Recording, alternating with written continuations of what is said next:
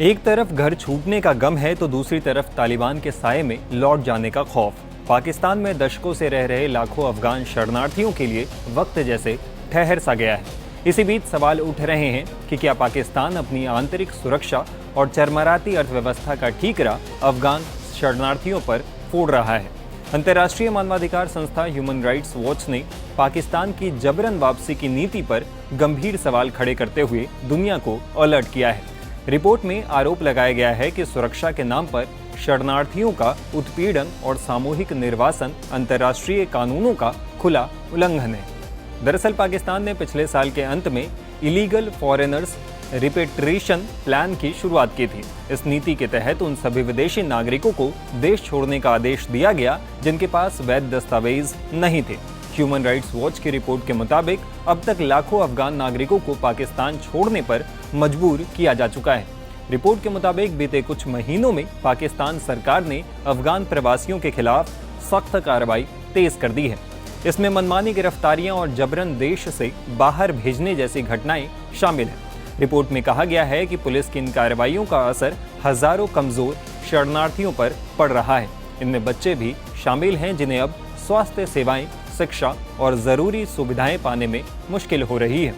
संगठन की शोधकर्ता फेरिश्ता अब्बासी ने कहा कि पाकिस्तान को इन लोगों को सुरक्षा देने की जरूरत है, लेकिन इसके बजाय उनके बीच डर का माहौल बनाया जा रहा है। बताया जा रहा है कि फरवरी 2026 से पाकिस्तान और तालिबान के बीच तनाव बढ़ने के बाद पुलिस ने कई शहरों में अफगान समुदाय के खिलाफ अभियान तेज कर दिया है। पुलिस घर घर जाकर तलाशी ले रही है, रात में छापे मार रही है और बिना किसी कानूनी आदेश के लोगों को हिरासत में ले रही है।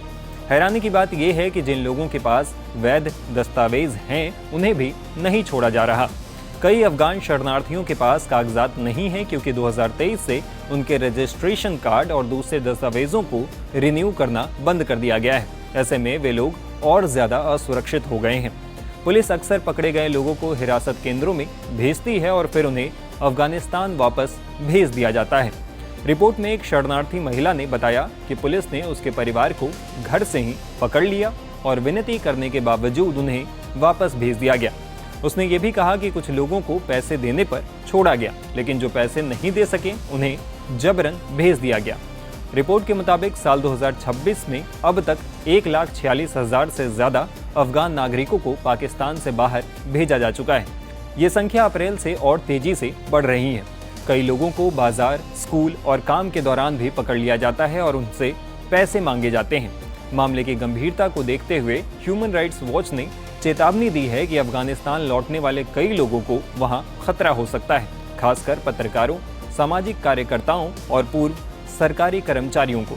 संगठन का कहना है कि इस तरह की जबरन वापसी अंतर्राष्ट्रीय कानूनों के खिलाफ हो सकती है। अंतर्राष्ट्रीय स्तर पर भी इस मुद्दे को लेकर चिंता बढ़ गई है।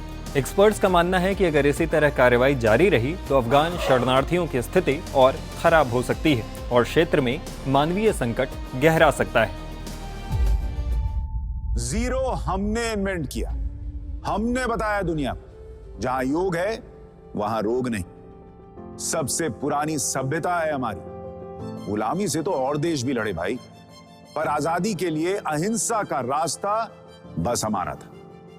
अपने पसीने से जमीन सींचता किसान और घर में घुसकर मारने वाले जवान, बस इसी मिट्टी ने जने। इसके हाथ ने जब थामा जज्बा तो इतिहास रचे। कदम बढ़ाए तो चांद का वो हिस्सा चूमा भाई जहां कोई कभी नहीं पहुंचा। आज पूरी दुनिया में शान से लहरा रहा है तिरंगा और इसके पीछे है गर्व से भरी अनगिनत कहानियां जो लिखी जा चुकी हैं और लिखी जा रही हैं, जिन्हें मैं सुनाऊंगा राष्ट्रगर्व रोज शाम 6:25 पर।